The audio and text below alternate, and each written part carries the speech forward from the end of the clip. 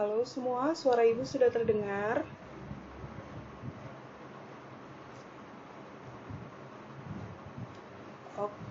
Oke, Ibu mulai saja ya untuk perkuliahan hari ini. Assalamualaikum warahmatullahi wabarakatuh semuanya.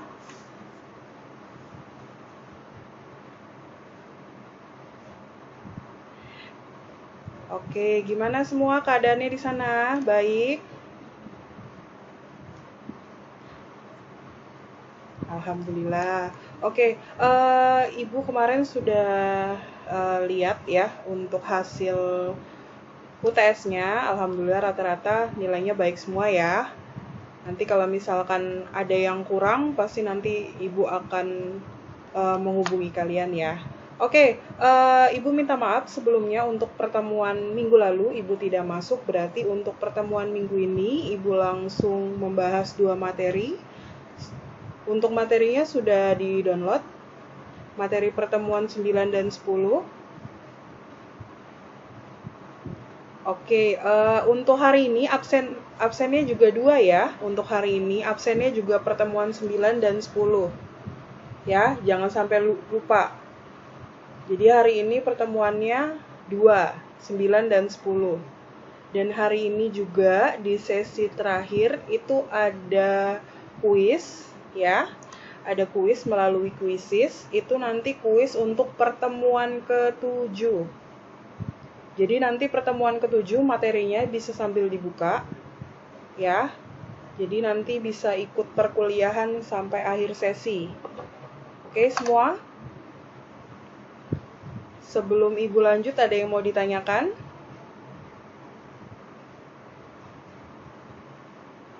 Ada yang mau ditanyakan? Oke, kalau belum ada, kita bisa absen dulu semuanya.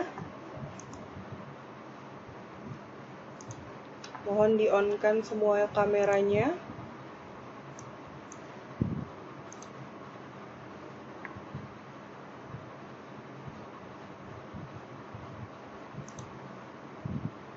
Pada di rumah atau pada di kampus nih? Hari ini ada perkuliahan lagi habis ini? Offline? Oke. Nanti kita offline-nya jam 4 ya? Oke, nanti ingat. Oh iya. Berarti nanti mungkin nggak sampai jam 4, tapi ingatkan Ibu ya. Nanti kalau Ibu keterusan untuk materinya ya. Oke, kita absen dulu semua. Bisa lihat ke kamera semuanya. Oke, senyum. 1, 2, 3. Oke, terima kasih untuk absennya hari ini.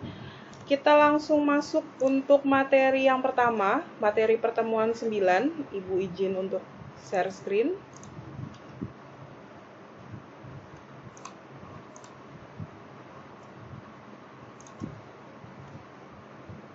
Oke, sudah kelihatan tampilan PPT Ibu?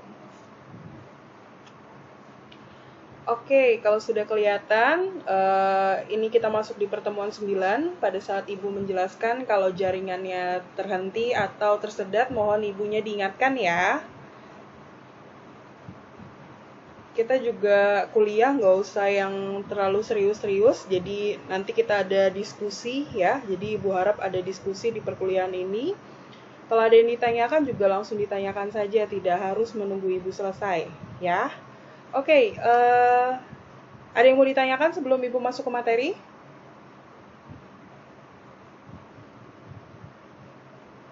Ada yang ditanyakan?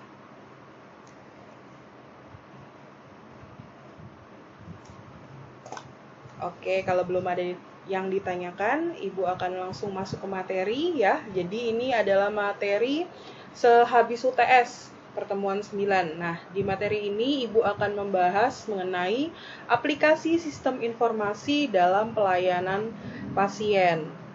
Nah, ini sangat berhubungan dengan kalian sendiri sebagai perawat ya. Bagaimana kalian melayani pasien, tapi di sini dalam menggunakan aplikasi sistem informasi sendiri. Oke, di sini materi yang akan Ibu bahas yaitu aplikasi sistem informasi dalam pelayanan pasien, contoh dan kegunaannya. Mohon diperhatikan. Ini adalah sistem pelayanan kesehatan, ya, di mana dari sistem pelayanan kesehatan sendiri, untuk mencapai sistem pelayanan kesehatan itu ada dua, ada prepaid good dan prepaid health and good, ya, di mana dari dua ini, prepaid good dan public health dan good ini, ada individu di mana individu sakit itu berhubungan dengan upaya kesehatan perorangannya, sedangkan individu sehat itu berhubungan dengan upaya kesehatan masyarakatnya. Bagaimana pelayanan jika individunya sakit, akan ada jaminan kesehatan mungkin, nah itu menjadi prepaid yang good. Sedangkan kalau individunya sehat, apa sih program kesehatan yang harus dijalani dari individu itu agar tidak terjadi suatu penyakit. Nah, bagaimana program kesehatan itu bisa dilakukan oleh individu itu. Ini ada dua, ya. Nah, selanjutnya untuk penguatan pelayanan kesehatan sendiri, ya, di sini ada suatu penguatan, di mana suatu penguatan ini sendiri terdiri dari peningkatan aksesnya, lalu peningkatan mutu, dan yang terakhir adalah sumber daya kesehatannya. Lalu, apa yang akan nanti diwujudkan? Yang akan diwujudkan yaitu akses pelayanan kesehatan dasarnya dan rujukan yang berkualitas bagi masyarakatnya. Harus ada tiga ini untuk penguat pelayanan kesehatan. Nah, di sini juga, ya, di penguat pelayanan kesehatan ini ada optimasi penggunaan teknologi informasi untuk memperluas dan mempermudah akses masyarakat terhadap pelayanan kesehatan sendiri. Oke, sebelumnya Ibu mau tanya, kalian sendiri prakteknya sudah melayani pasien? Ada yang sudah melayani pasien? Dalam prakteknya sendiri? Sudah ada?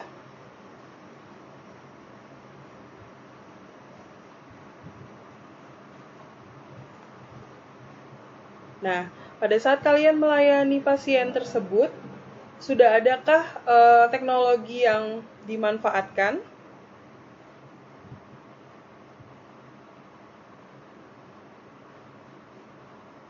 Sudah ada? Oke, pada penerapannya yang saat ini kalian lakukan belum ada penerapan teknologi informasi ya, tapi untuk penanganan pasiennya mungkin sudah ada gitu ya. Oke, di sini Ibu lebih memberitahu apa saja sih aplikasi di dalam pelayanan kesehatan ya. Oke, selanjutnya pentingnya digitalisasi pelayanan. Nah, untuk digitalisasi pelayanan sendiri ya, ada beberapa alasan penting kenapa pelayanan dilakukan secara digital ya. Yang pertama ada efisiensi pelayanan, jadi pelayanan mungkin bisa lebih dipercepat, tidak lagi secara manual ya. Selanjutnya menghindari penumpukan antrian. Mungkin antrian bisa melalui online ya, pendaftarannya. Lalu ada lagi mendukung gerakan paperless. Tidak melalui kertas lagi, cukup digital semuanya. Ya. Lalu ada lagi penyebaran informasi yang lebih cepat. Tidak harus kita tahu datang ke rumah sakit, dokter ini ada atau tidak. Cukup lewat digital, kita tahu dokter ini di hari ini ada jam segini. Nah, itu informasinya jauh lebih cepat kita tahu ya. Ini pentingnya digitalisasi pelayanan. Jadi di zaman sekarang, apalagi seorang perawat, yang penting memang kita merawat pasien. Tapi yang lebih penting lagi kita menggunakan digitalisasi agar pelayanan kita itu lebih maksimal. Ya. Selanjutnya, cara digitalisasi pelayanan. Jadi, digitalisasi juga punya berbagai cara. Di mana yang pertama, antrian online yang terhubung dengan aplikasi mobile JKN. Nah, kalian di sini ada yang sudah pernah pakai mobile JKN? Sudah ada yang pernah? Nah, kalian juga harus tahu, nanti kalau misalkan kalian kerja di rumah sakit atau pelayanan kesehatan lainnya, kenapa kalian harus memakai mobile JKN? Biasanya mobile JKN itu dipakai untuk BPJS Kesehatan, ya.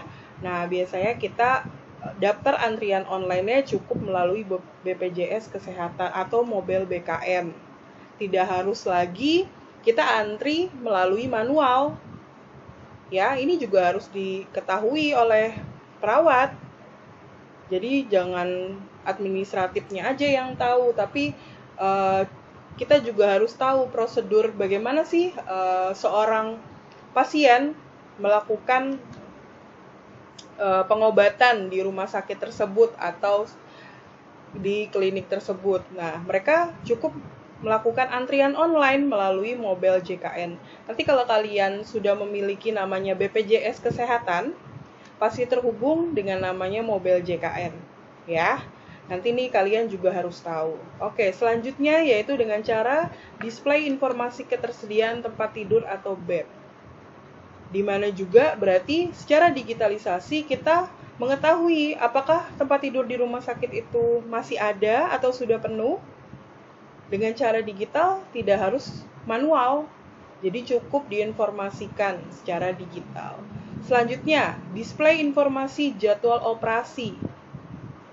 Menurut kalian, optimal nggak sih suatu rumah sakit memberi jadwal operasinya secara manual? Optimal nggak? Nggak optimal ya. Nah, bagaimana caranya suatu sistem mengolah jadwal operasi agar dokter maupun perawat maupun pasiennya tidak bentrok? Ya, agar jadwalnya juga jadi teratur dan terarah. Nah, itu pentingnya suatu pelayanan di digitalisasi. Oke, selanjutnya. Nah, ini adalah digitalisasi pelayanan kesehatan. Di sini ada 5. Ya. Yang pertama ada e-reporting, ya. Lalu ada e-registrasi. Lalu ada sistem informasi pelayanan kesehatan, sistem informasi Pasienkes, dan yang terakhir adalah artificial intelligence dalam pelayanan kesehatan. Ini semua berada di dalam digitalisasi pelayanan kesehatan. Dan setiap subnya atau setiap di dalam komponen, dia memiliki komponen-komponen lagi. Ya, nah inilah aplikasi yang dipakai di dalam digitalisasi pelayanan kesehatan. Cukup banyak, misalkan e-reporting di sini ya. Di sini ada RS online, lalu e-registrasi juga ada. Misalkan di sini rumah sakit puskesmas, klinik labkes, dan pelayanan lainnya. Ini nanti akan kalian ketahui satu-satu jika kalian menggunakan digitalisasi atau pelayanannya langsung. Ya, di sini berarti juga ada radiologi tapi menggunakan elektronik radiologi, elektronik lab. Berarti sudah ada layanan digitalisasinya.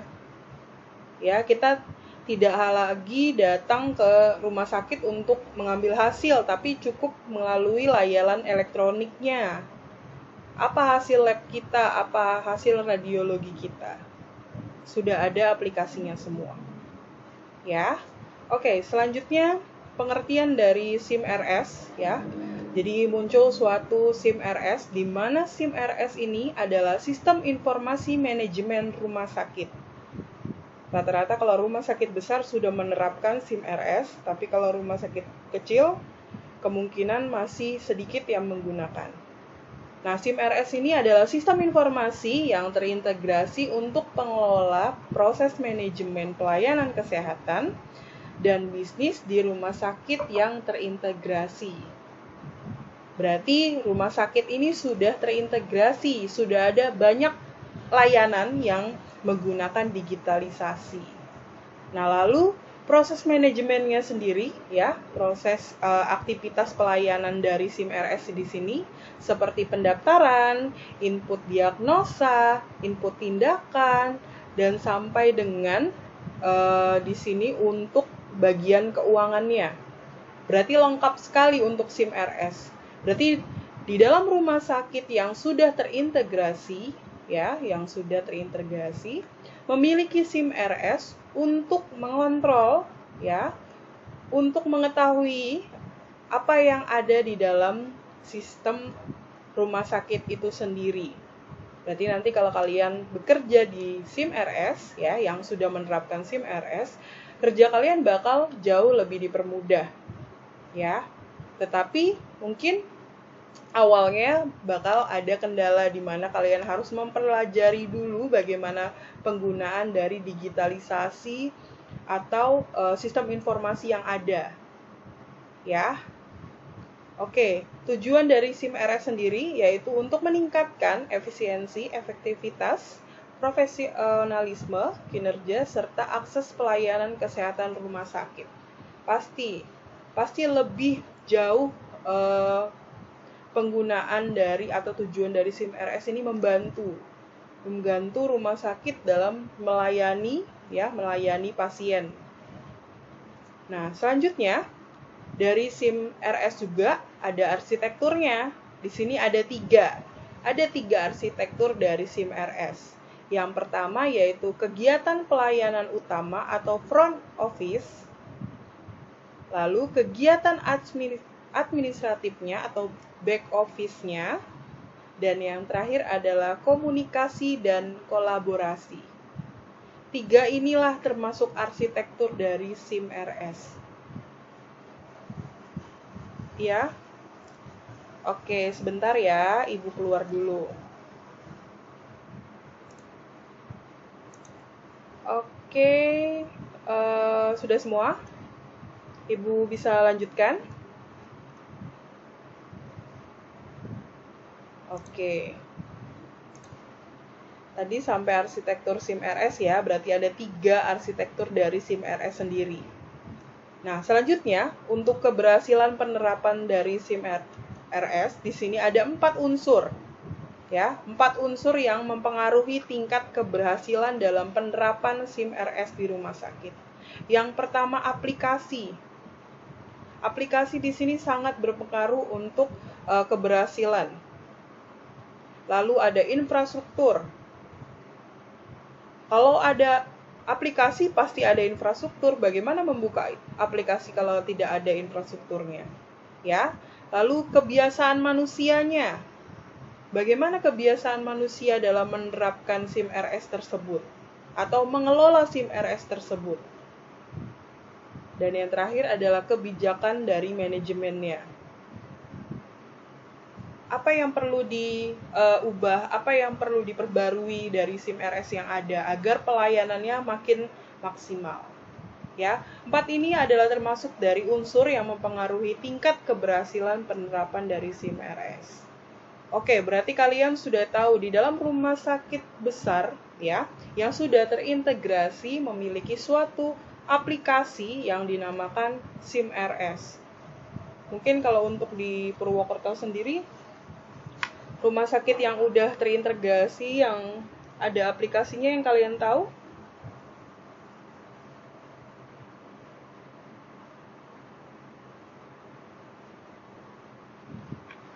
Ada yang kalian tahu yang sudah menerapkan SIM-RS? Atau yang sudah rata-rata digitalisasi? Ada yang tahu? Di Purwokerto sendiri? Oke, berarti belum tahu ya, karena belum ada penerapan dari kalian sendiri langsung datang ke rumah sakit ya. Oke, Ibu lanjutkan.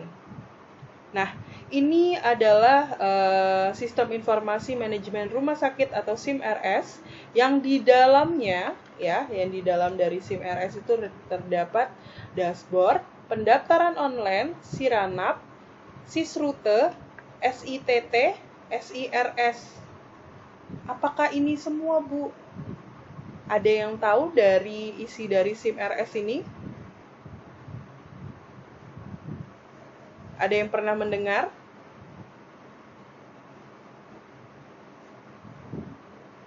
Oke, nanti akan Ibu bahas ya, satu persatu. Oke, di dalam SIM RS sendiri ya, terdapat sebenarnya banyak aplikasi. Di mana di sini salah satunya adalah pendaftaran online. Tidak harus datang ke rumah sakit untuk melakukan pendaftaran, cukup di aplikasi SIM RS, maka akan masuk ke link pendaftaran online. Nanti selanjutnya Siranap dan SIRS, SITT, dan SIS rute nanti akan Ibu bahas satu persatu, ya. Oke, ini adalah registrasi online. Di mana registrasi online di sini, jika rumah sakit baru beroperasional, ya, di sini dia harus melakukan perizinan. Di mana perizinan di sini melalui web server Kemkes, Kementerian Kesehatan. Ada 2 syarat, yaitu surat permohonan dan SK izin operasional. Baru rumah sakit tersebut mendapatkan mendapatkan SIM RS ini, atau ini perizinan. Jadi perizinan operasional gedung dulu atau operasional rumah sakit dulu, lalu jika sudah terintegrasi mereka akan mengupdate atau akan ada namanya sistem SIM RS, ya. Lalu ada infrastruktur sampai dengan apa yang dibutuhkan untuk SIM RS maka akan dipenuhi. Nah, selanjutnya ada registrasi Vaskes online. Nah, untuk registrasi Vaskes online sendiri ya, tidak harus datang lagi untuk pelayanan Vaskes kesehatannya, cukup melalui registrasi Vaskes online. Di sini Ibu akan memberi banyak aplikasi yang sistemnya online, jadi tidak harus manual lagi, ya. Atau kalian cukup tahu informasinya. Nah, selanjutnya ada SIRS, di mana SIRS ini adalah sistem informasi rumah sakit. Di sini setiap rumah sakit wajib melakukan SIRS. Di sini untuk SIRS sendiri ya, di sini ada data identitas rumah sakit, data ketenaga kerjaan yang bekerja di rumah sakit, sampai dengan data kompilasi penyakit atau morbiditas pasien rawat inap. Ini adalah data-data yang ada di dalam SIRS. Nah, selanjutnya sistem informasi rumah sakit sendiri atau SIRS sendiri. Di sini sudah ada pelayanan online-nya, bisa diakses. Nah, untuk pelayanan online-nya sendiri, rumah sakit online-nya sampai dengan SIRS online-nya, di sini ada data-datanya sendiri. Ya. Ibu hanya memberi bayangan untuk kalian. Jadi di dalam SIRS online sendiri ada banyak data fasilitas, data kegiatan pelayanan, sampai dengan data penyakit rawat inap dan rawat jalan. Dan juga ada pelaporan bulanan. Jadi mungkin kalau kalian perawat biasanya per hari atau per minggu atau per bulan, Ibu kurang tahu, pas kalian ada dinamakan atau disuruh buat laporan. Nah, mungkin sistem informasi rumah sakit ini bisa membantu kalian jika kalian tinggal mengambil suatu laporan. Jadi di sini ada pelaporan bulanan ya, kalian tinggal ambil datanya dan nanti kalian tinggal kompilasi dengan data yang kalian sudah ada. Jadi tidak harus lagi kalian catat secara manual. Bisa dibantu menggunakan SIRS online. Nah, ini adalah rumah sakit online, RS online ya, ada webnya di sini. Jadi nanti kalian tahu ada RS online. Selanjutnya di Kemkes sendiri juga ada registrasi online, data rumah sakit, sistem informasi rumah sakit. khusus pengakses link-link yang ada ini ya, kalian sudah bisa mendapatkan informasi rumah sakit itu sendiri tanpa harus datang ke rumah sakit tersebut. Selanjutnya ini adalah SIRS online ya. Di dalam SIRS online ini ada pelayanan kesehatannya. Di sini banyak. Kalian bisa lihat di dalam aplikasi SIRS online terdapat laporan tahunan, lalu ada rawat inap, pelayanannya apa saja yang ada. Ya, ini juga ada laporan bulanannya. Nah, ini mungkin kalian kalau perawat bisa login. Kalian melakukan pelayanan ke pasien apa saja, obatnya apa saja, ini kalian bisa login. Nanti kalian dapat penuh akses yang akan muncul di SIRS online. Jadi biasanya perawat juga akan diberikan user atau password yang akan nanti masuk ke sistem. Nanti sistem tersebut tidak semuanya muncul. Perawat di sini tugasnya untuk apa? Nah, itu yang akan nanti muncul. Ya. Nah, selanjutnya juga ada ASPAK. Aplikasi sarana prasarana Alkes. Jadi sudah ada aplikasi untuk sarana dan prasarana sendiri.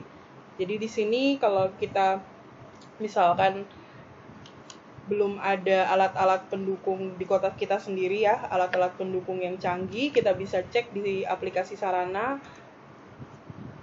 alat apa yang kita butuhkan. Nah, rumah sakit apa yang menyediakan biasanya langsung muncul. Nah, tapi ini biasanya yang bisa begini rumah sakit ya, rumah sakit yang sudah terintegrasi. Oke, selanjutnya strategi. Di sini strategi penyedia informasi pelayanan kesehatan melalui media komunikasi online. Biasanya ketersediaan pelayanan, ketersediaan tenaga medis, ketersediaan sarana, sampai dengan pedoman kriteria rujukan berbasis kompetensi Pasienkes.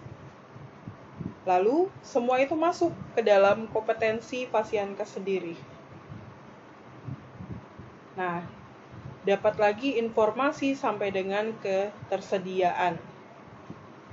Itu yang masuk untuk sistem rujukan terintegrasi atau SISRUTE. Jadi di dalam strategi ini, ya, di dalam strategi ini dapat disimpulkan banyaknya suatu media ya, suatu data yang digunakan untuk mendapatkan atau yang nanti akan disimpulkan di dalam SISRUTE atau sistem rujukan terintegrasi. Nah, iya. Oke.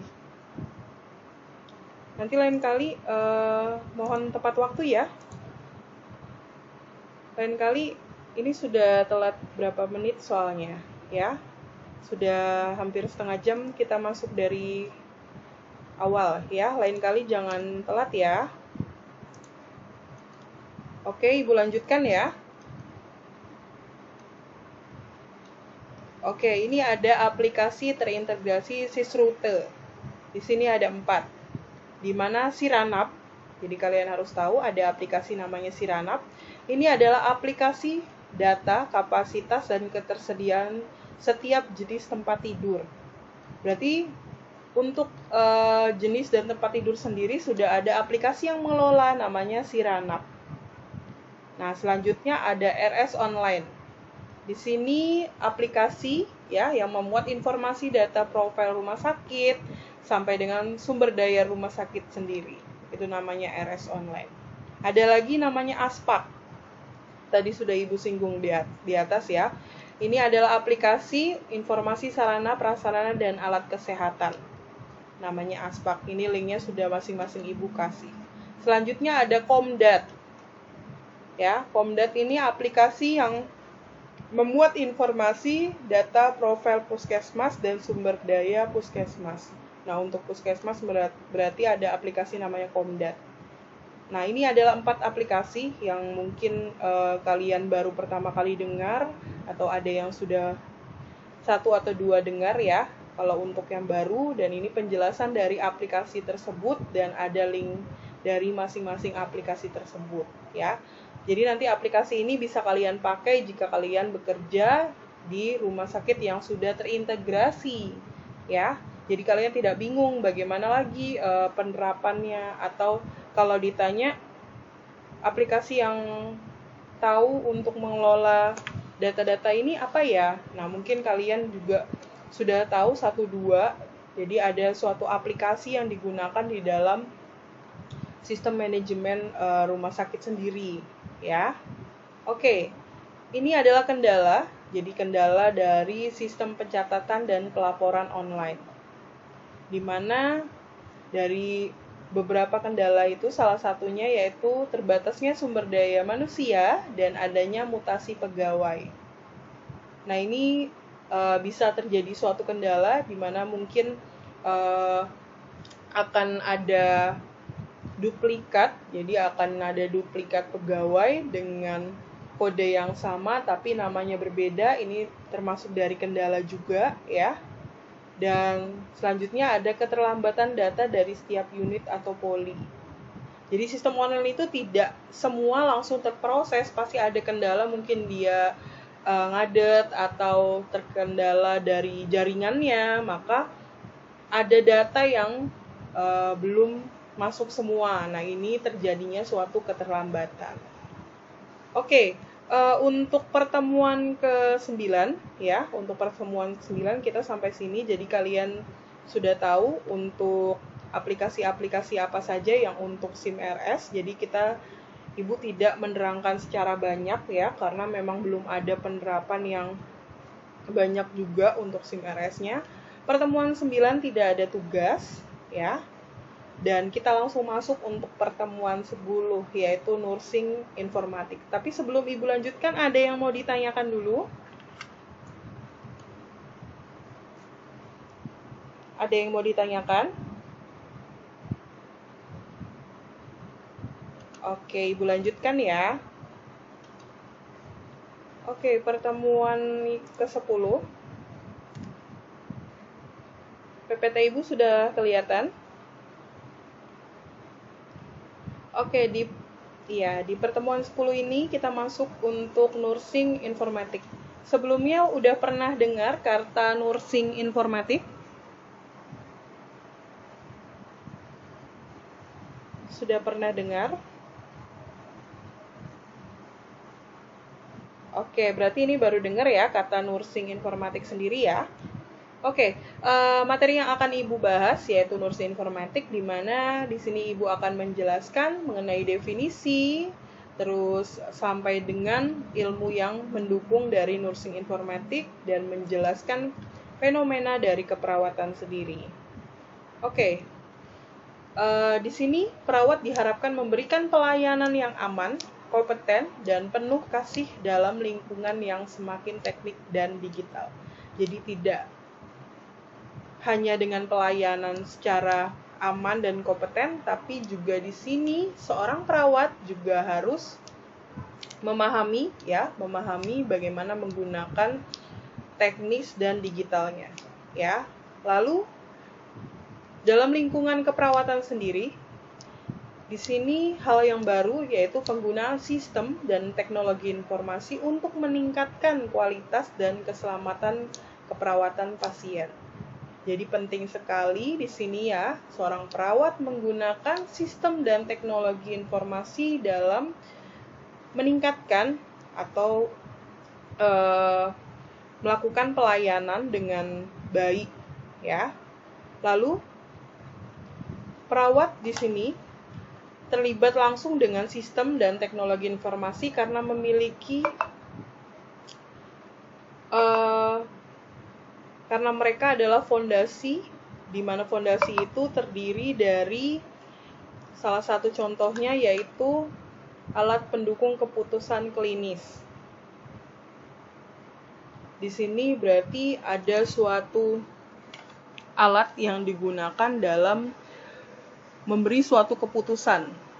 Jadi kita sudah dapat diagnosa, bagaimana penyelesaian dari diagnosa tersebut.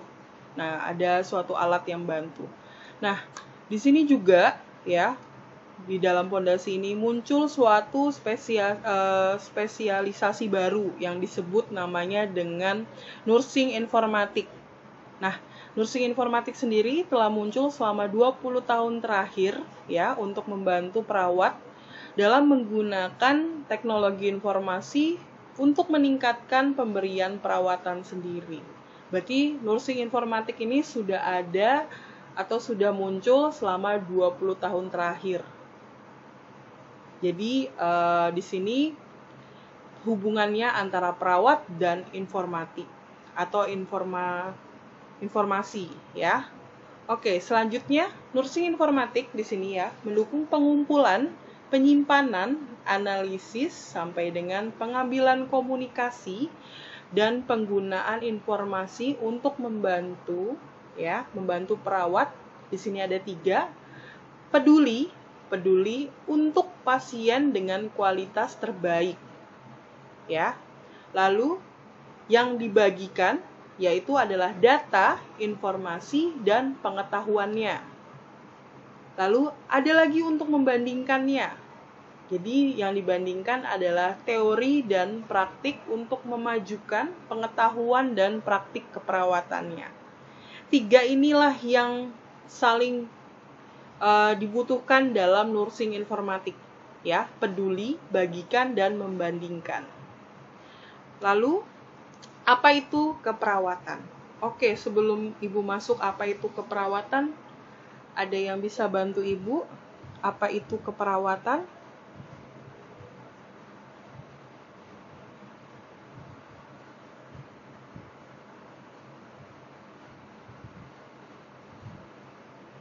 Ada yang bisa bantu Ibu, apa itu keperawatan? Ada yang tahu apa itu keperawatan? 2 orang, poin.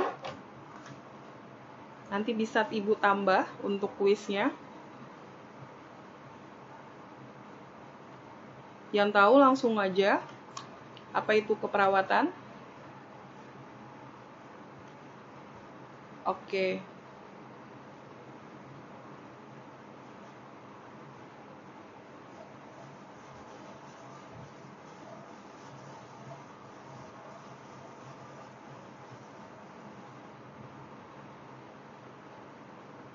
Oke, terima kasih. Namanya siapa? Amelia. Oke, Amelia itu ada di pengertian punya Ibu ya. Ini ya. Iya, ini adalah definisi dari keperawatan. Nah, tadi yang sudah dijelaskan dari Amelia sendiri, definisi keperawatan yaitu perlindungan, promosi, dan optimalisasi kesehatan, dan kemampuan pencegahan penyakit dan cedera, pengurangan penderita melalui diagnosis dan pengobatan respon manusia sampai dengan populasi. Ini adalah definisi dari keperawatan. Sebelum kita masuk atau sebelum kalian masuk materi Ibu, di sini rata-rata sudah tahu keperawatan sendiri apa?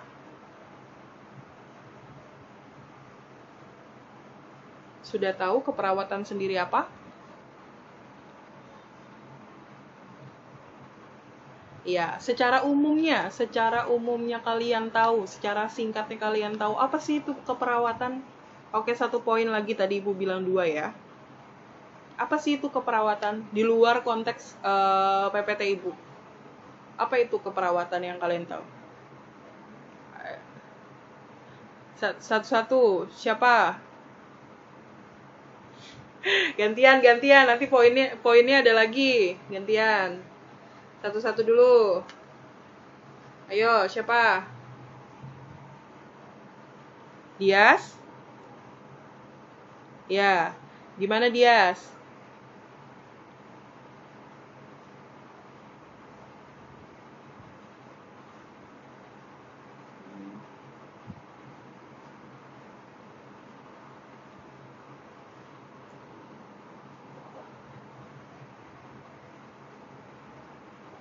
Oke, berarti keperawatannya penjelasannya cukup detail ya. Oke, 1 poin lagi yang menjelaskan keperawatan tapi tidak secara luas Jadi cukup terperinci apa sih itu keperawatan menurut kalian sendiri, ya. Menurut kalian sendiri apa sih itu keperawatan? Jadi Ibu mau tahu nih, menurut kalian, kalau yang tadi yang Amelia ini kan dari PPT Ibu, mungkin dia sendiri menambahkan, tapi konteksnya luas ya. Tapi Ibu minta satu definisi dari keperawatan tapi tidak melebar ya. Singkat, padat, dan jelas. Apa itu keperawatan? Ayo. Iya, ayo yang ngalah siapa? Iya. Siapa? Namanya siapa? Rizky? Rizky? Iya, gimana?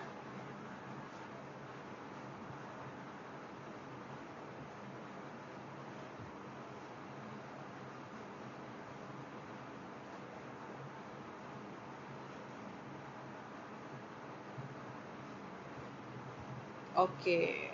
Itu menurut Rizky sendiri ya. Oke, satu lagi yang perempuan. Satu lagi yang perempuan. Oke, namanya siapa? Reva. Ya, gimana Reva?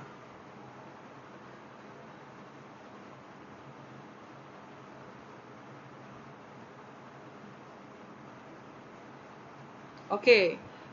Oke Reva, terima kasih ya. Dari semua, Amelia, Dias, Rizky, dan Reva itu benar untuk definisi keperawatan sendiri. Jadi definisi keperawatan mau yang luas, mau yang rinci, intinya sama. Seorang perawat berarti tugasnya adalah apa?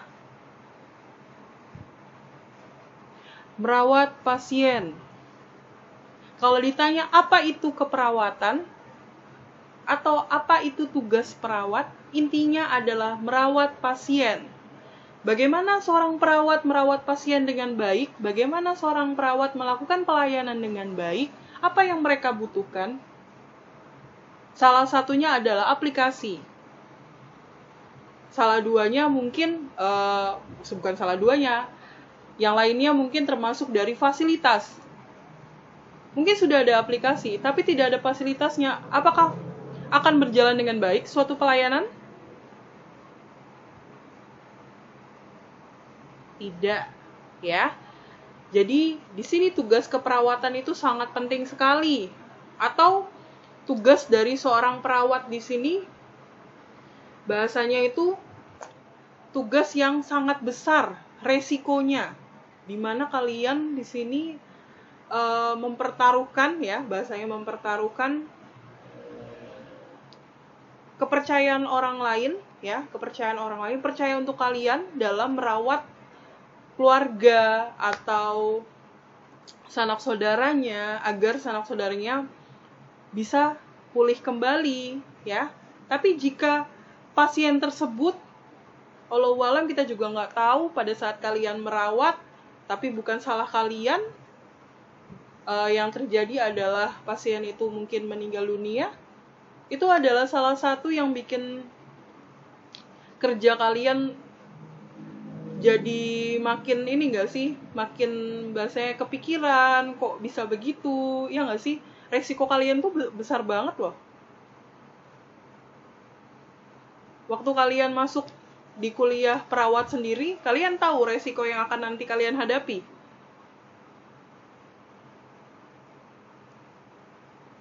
Tahu ya? Nah, bagaimana kalian agar resiko itu tidak terjadi? Apa saja sih yang harus dilakukan ya? Jadi jangan sampai yang begitu terjadi. Tapi juga kita juga tidak bisa bilang tidak bisa terjadi karena itu sudah bahasanya juga kita hanya membantu ya, seorang perawat hanya membantu menjalankan tugasnya merawat pasien sampai betul-betul maksimal ya, pelayanannya maksimal. Kalau di luar dari pelayanan juga pasiennya ada apa-apa ya, sebenarnya perawat sudah melakukan kerjanya dengan baik ya, seperti itu ya. Jadi kalian harus juga punya suatu prinsip bagaimana kita melakukan pelayanan dengan baik, bagaimana kerja kita dengan baik agar pasien ini senang, agar pasien ini juga bahasanya bisa kasih feedback yang baik buat kita. Jadi ke perawat sendiri ya, nanti biasanya rumah sakit itu ada perawat paling baik atau perawat yang paling pelayanan yang paling bagus, dokter yang paling bagus, itu pasti ada di akhir. Biasanya dikasih reward. Ya, jadi kalian sebagai seorang perawat nantinya, jadi kalian harus punya motivasi bagaimana kalian melakukan pelayanan dengan baik. Oke? Oke, selanjutnya. Ya. Ini adalah komponen ya. Oh, ini Ibu belum sebut tadi ya. Ini adalah definisi perawat yang dikeluarkan ya, yang dikeluarkan untuk Asosiasi Perawat Amerika pada tahun 2003. Lalu fokus dari keperawatan sendiri adalah pada respon manusia di sini terhadap masalah kesehatan aktual dan potensial dan advokasi untuk berbagai klien atau pasiennya sendiri. Ini adalah fokus dari keperawatan. Lalu perawat harus memiliki keterampilan. Ada 4 keterampilan yang harus dimiliki oleh perawat. Yang pertama adalah keterampilan teknis, ya, di mana keterampilan teknis ini adalah untuk mengelola peralatan dan melakukan prosedur dengan baik. Lalu juga ada kemampuan interpersonal. Di sini kemampuan interpersonal untuk berinteraksi secara tepat dengan orang-orang, ya. Lalu ada kemampuan kognitif, di mana untuk mengamati, menggali, dan mengumpulkan data, menganalisis dan menafsirkan data, dan mencapai kesimpulan yang masuk akal, yang menjadi dasar keputusan yang akan nanti diberikan untuk pasiennya. Lalu yang terakhir, keterampilannya adalah intensif informasi. Di sini keperawatan adalah profesi intensif informasi. Memberikan suatu informasi dalam bentuk fakta atau memang itu sudah terjadi. Ya, ini adalah keterampilan-keterampilan yang harus dimiliki oleh seorang perawat, yang harus kalian nanti miliki. Ya. Oke. Ilmu keperawatan. Secara garis besar sebenarnya Ibu tidak harus menjelaskan lagi ilmu keperawatan, pasti kalian sudah banyak diajarkan dari ilmu keperawatan sendiri ya. Di mana ilmu keperawatan yaitu ilmu yang harus dimiliki kalian untuk melakukan suatu pelayanan terhadap pasien. Intinya seperti itu, ya kan? Ya enggak? Ilmu keperawatan intinya seperti itu. Nah, ya, secara garis besar dari ilmu keperawatan sendiri ya. Lalu ada lagi teori keperawatan. Nah, untuk teorinya berarti bagaimana suatu teori atau bagaimana misalkan contohnya kita mempraktekkan untuk melakukan cek tensi. Bagaimana teorinya? Apa yang harus dilakukan? Mungkin kita siapkan alatnya, Bu. Lalu apa yang dilakukan lagi? Nah, itu langkah-langkah atau teori dari keperawatan sendiri. Kita harus tahu dari ilmu yang sudah ada di keperawatan, teorinya apa, lalu kita praktekkan. Kita melakukan tindakan yang akan kita praktekkan ke pasien. Lalu ada lagi untuk fenomena keperawatan. Nah, di sini fenomena keperawatan sendiri masuk dalam meta paradigma keperawatan. Terdiri dari 4 konsep kunci, ya, 4 konsep kunci. Yang pertama adalah perawat, yang kedua adalah orang, yang ketiga adalah kesehatan, dan yang terakhir ada lingkungan. 4 ini adalah konsep kunci dari fenomena keperawatan. Lalu, tindakan keperawatan didasarkan pada hubungan timbal balik antara konsep-konsep tersebut dan terkait dengan nilai-nilai yang diberikan perawat kepada pasien tersebut. Jadi ada 4 konsep kunci di dalam fenomena keperawatan. Lalu ada juga karakteristik keputusan keperawatan, ada dua sisi. Yang pertama, kualitas keputusan, ya, bagaimana keputusan yang diberi seorang perawat kepada pasiennya. Lalu dampak atau tindakan yang dihasilkan dari keputusan tersebut pada individu dan komunitasnya. Apa yang akan terjadi setelah terjadi suatu tindakan? Ini termasuk dari karakteristik keputusan keperawatan. Lalu, dilakukanlah proses pengambilan keputusan dalam keperawatan yang berpedoman pada konsep berpikir kritis. Muncul nih, konsep berpikir kritis di dalam keperawatan.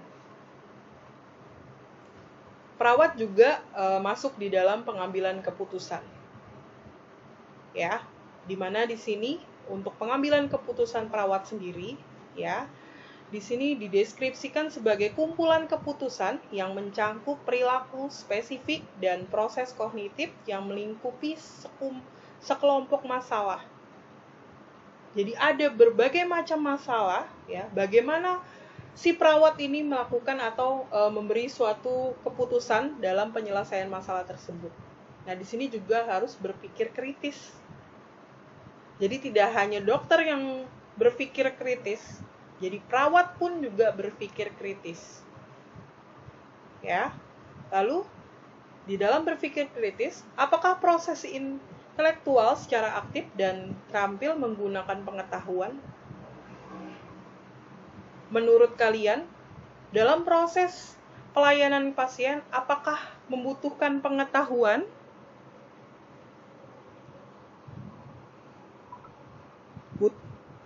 Sangat butuh, ya. Bagaimana kita melayani suatu pasien kalau tidak ada pengetahuan sama sekali? Tidak bisa, kan? Ya, jadi perawat itu harus tahu ilmunya, harus tahu teorinya, harus tahu konsepnya, lalu dia menangani suatu masalah atau menangani pasiennya. Bagaimana juga seorang perawat mengambil suatu keputusan untuk bertindak, ya, untuk bertindak dalam melayani pasiennya. Ya, ini berpikir kritis. Jadi kalian jangan pernah berpikir juga, ada dokter kok, cukup dokter yang memutuskan. Biasanya dokter juga membutuhkan diskusi dengan perawatnya. Bagaimana ya ini ya, bagusnya bagaimana? Ya, jadi nanti pada saat kalian melakukan pelayanan perawatan, jadi kalian juga harus berpikir kritis. Lalu kebijaksanaan. Untuk kebijaksanaan di sini yaitu adalah kemampuan untuk menerapkan pengetahuan, pengalaman, pemahaman sampai dengan wawasan. Berarti seorang perawat juga harus bijaksana. Ya, dalam menerapkan pengetahuan, pengalaman, pemahaman dan wawasannya. Jangan sampai salah penerapan. Oke. Muncul lagi kebijaksanaan dalam informatik. Nah, sini muncul untuk informatiknya. Jadi, apakah kemampuan nursing informatik untuk mengevaluasi dokumentasi yang diambil dari Health Information System atau HIS? Ya. Di dalam kebijaksanaan dalam informatik sendiri muncul lagi, ya. Di sini Health Information System atau HIS. Dan di sini kemampuan untuk mengadaptasi atau mengubah peraturan atau parameter sistem untuk meningkatkan praktik dan pengambilan keputusan perawat. Jadi kebijaksanaan dalam informatik di sini, ya, untuk mengevaluasi dokumen sendiri yang masuk di dalam HIS, di sini menggunakan parameter sistemnya dalam meningkatkan praktik dan pengambilan keputusan si perawat tersebut. Jadi saling berhubungan antara kebijaksanaan dan informatiknya. Lalu, perawat membuat keputusan tentang potensi masalah yang disajikan oleh individu dan tentang rekomendasi yang tepat untuk mengatasi masalah tersebut. Masalah di sini, perawat menyelesaikan suatu permasalahan. Bagaimana? Lalu, apakah komputer yang dirancang untuk memfasilitasi proses pengambilan keputusan manusia? Apakah sudah ada komputer yang membantu dalam kerja perawat tersebut atau sudah difasilitasi? Nah, di sini dalam nursing informatik ya, perawat menggunakan sistem pendukung keputusan. Oke, sebelumnya sudah pernah dengar namanya sistem pendukung keputusan?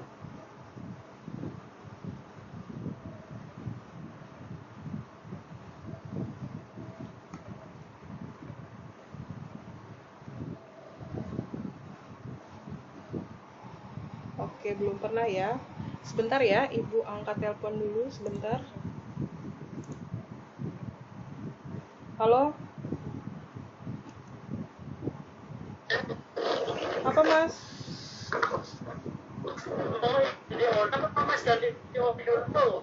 Apa?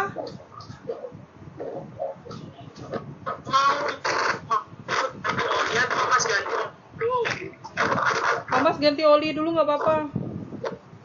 Oh ya, sudah. Mas, ada yang ngajar loh, Mas. Ada yang ngajar loh, Mas. Yes.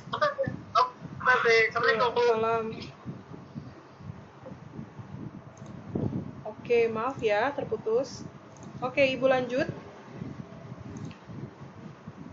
Oke, tadi Ibu tanya, ada yang pernah tahu tentang sistem pendukung keputusan atau SPK?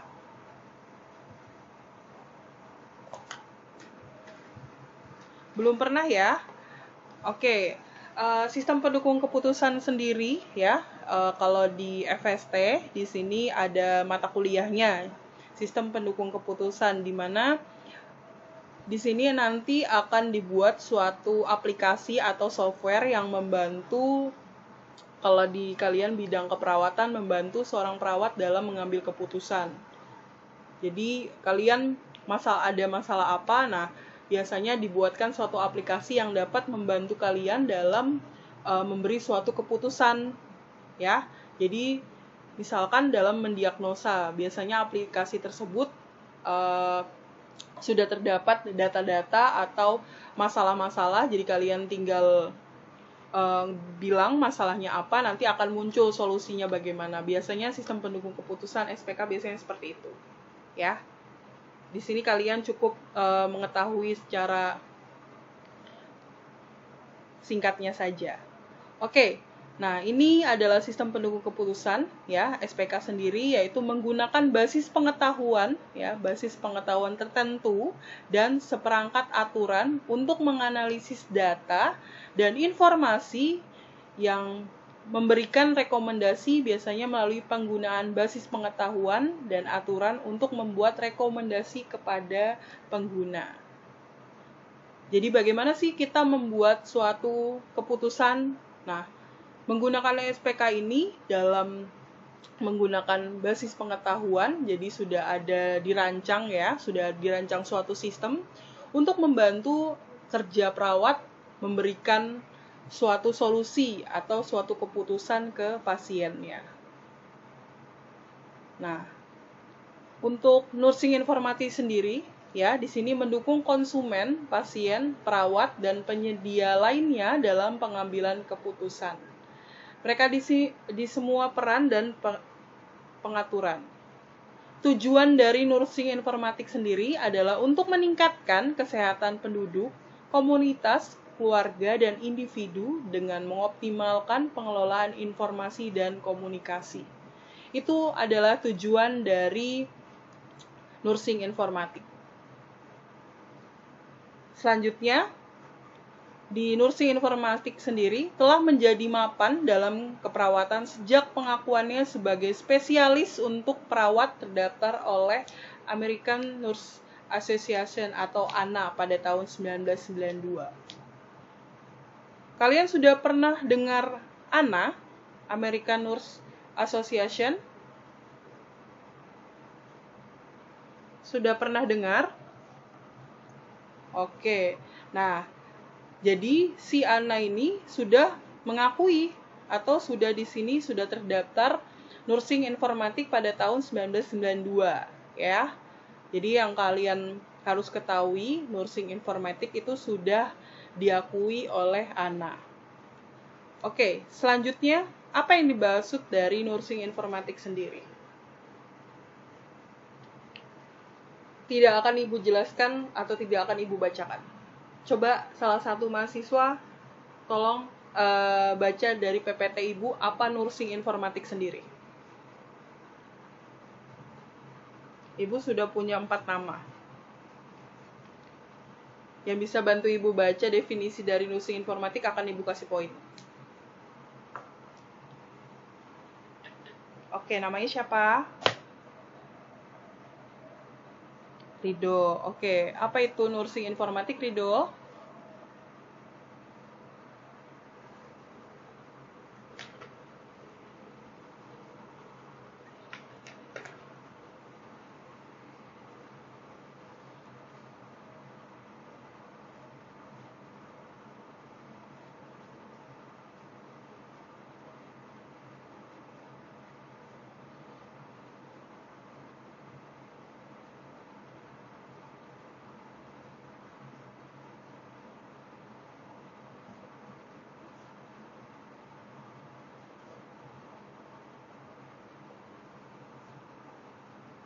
Pengaturan. Oke, terima kasih ya Rido. Oke, yang tadi dijelaskan sama Rido untuk nursing informatik, berarti intinya dari nursing informatik yaitu ilmu keperawatan, ilmu komputer, ilmu kognitif, dan ilmu informasi menjadi satu di dalam nursing informatik. Perawat dan informasi. Ada 4 ilmu yang ada di dalamnya. Ya, ada 4 ilmu yang dipakai di dalam nursing informatik. Itu yang harus kalian tekankan. Apa yang dimaksud dari nursing informatik? Sebutkan ilmunya. Pasti akan menjelaskan apa saja di dalam ilmu tersebut. Berarti yang sudah Ibu kasih tahu ke kalian kayak pengetahuan, kebijaksanaan, praktik, ada yang tadi Ibu jelaskan, itu masuk semua ke dalam nursing informatik. Ya. Ilmu keperawatan itu, ilmu komputer, ilmu informasi, ilmu kognitif itu masuk semua ke dalam nursing informatik. Berarti ilmu Ibu, ilmu komputer masuk, ilmu kalian, ilmu keperawatan masuk. Berarti penggabungan 4 ilmu. Banyak sekali, besar sekali berarti konsep dari nursing informatik ya. Lalu di dalam nursing informatik sendiri ya, di sini berpusat pada konsep, di sini ada 4 konsepnya. Data, informasi, pengetahuan, dan kebijaksanaan. Biasanya konsep di sini lebih dikenal sebagai metastruktur. Nah, metastruktur yang ada di dalam nursing informatik sendiri. Apa yang dimaksud dengan data? Apa yang dimaksud dengan data? Ada yang bisa bantu Ibu apa yang dimaksud dengan data? Namanya siapa? Oke, Faizatun. Oke. Apa yang dimaksud dengan data?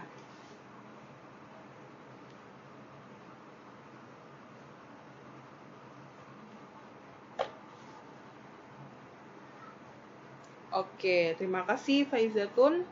Nah, di sini yang dimaksud dengan data berarti fakta mentah yang belum diolah menjadi suatu informasi. Ya, di mana contohnya di sini ada usia 15 tahun, 19 tahun, ada jumlah pasien di bangsalnya berapa, tekanan darahnya berapa, 120/80, penyakitnya apa, berat badannya misalkan di sini 50 kilo, tingginya 180 cm, ini termasuk data. Data mentah, data real, data yang tidak dibuat-buat. Hati-hati dengan data. Kalian bisa terjebak kalau kalian salah mendapatkan data. Ya. Lalu, apa itu informasi? Apa itu informasi? Namanya siapa? Siapa? Oke, Devita. Apa itu informasi?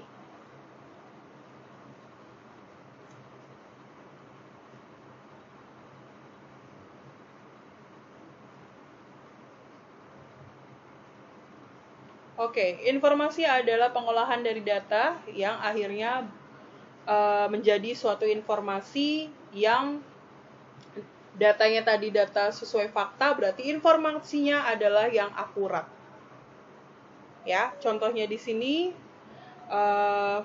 persentase atau persen ketidakhadiran staf di bangsal bedah di antara staf perawat per bulan.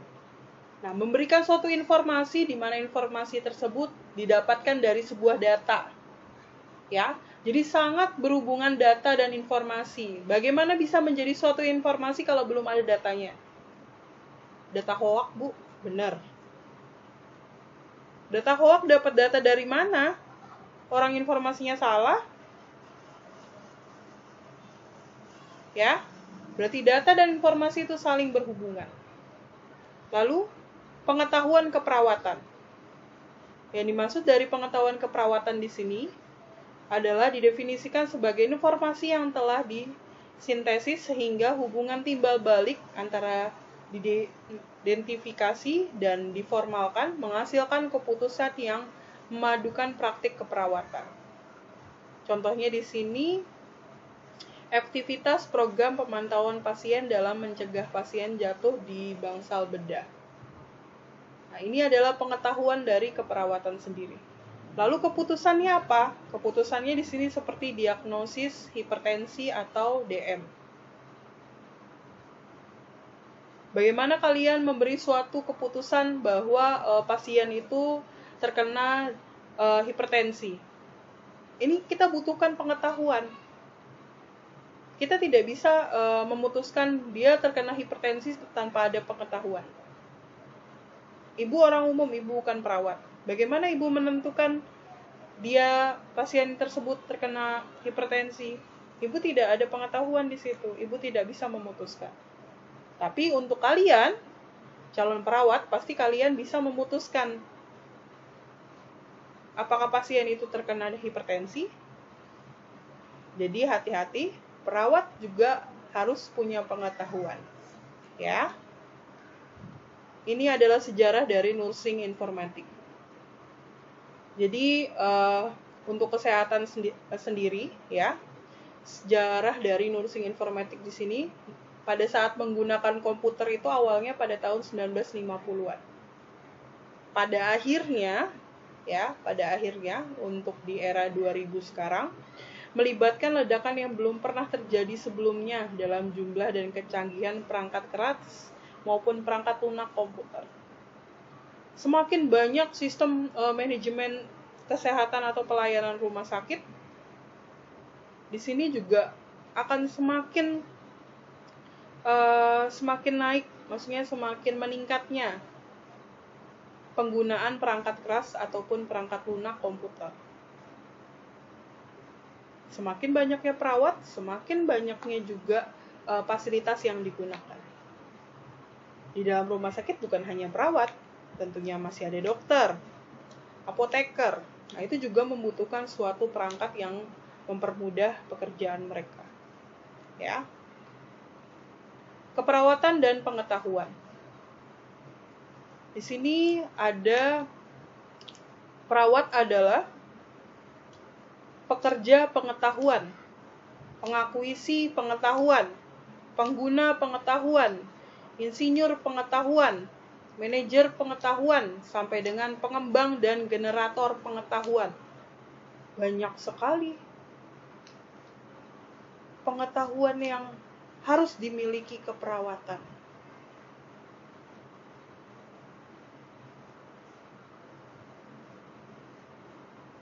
Sudah beban kalian itu sangat berat, ditambah lagi pengetahuan kalian harus banyak. Ya, jangan kaget pada saat kalian diberi ilmu-ilmu, Bu, mungkin tugasnya banyak, ini itu.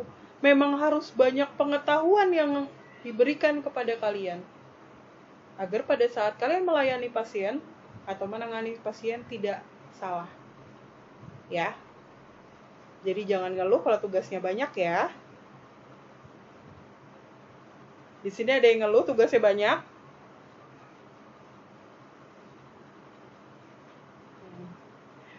Kadang ngeluh capek ya. Tapi bagaimana pada saat sekarang kalian mengeluh? Nantinya bagaimana pada saat kalian melaksanakan keperawatan sendiri? Apa kalian mau mengeluh juga? Ini hanya motivasi ya. Jadi ibu hanya memberi pandangan ke depan. Jangan pernah capek dalam mendapatkan pengetahuan yang baru. Karena pengetahuan itu sangat-sangat penting untuk kalian sebagai perawat. Banyak pengetahuan yang harus kalian ketahui. Ya. Oke. Ini adalah ilmu yang mendasari dari nursing informatik. Di mana di sini ilmunya yaitu kombinasi 4 ilmu yang tadi sudah Ibu jelaskan. Ya, selanjutnya kombinasi ilmu di sini menciptakan perpaduan yang unik yang lebih besar dari jumlah bagian-bagiannya. Kombinasi unik di sini menciptakan spesialisasi definisi dari nursing informatik sendiri. Sudah Ibu bilang, apa yang dimaksud nursing informatik? Sebutkan saja 4 ilmu itu. Itu yang dimaksud dari definisi nursing informatik. Ya. Oke, sebentar lagi ya. Oke, ini bisa kalian baca karena waktunya sebentar lagi juga kalian ini. Ini tugas ya. Tugasnya yaitu kalian membuat suatu makalah, tentang nursing informatik. Ini adalah tugas individu. Di dalam makalah tersebut ada cover, isi, kesimpulan, dan daftar isinya. Paling lambat adalah minggu depan, hari Kamis, tanggal 17 November, jam 23.59. Ya, untuk pertemuan 9-nya tidak ada kuis, tidak ada tugas, tapi untuk pertemuan 10-nya membuat makalah. Oke, ada yang ditanyakan?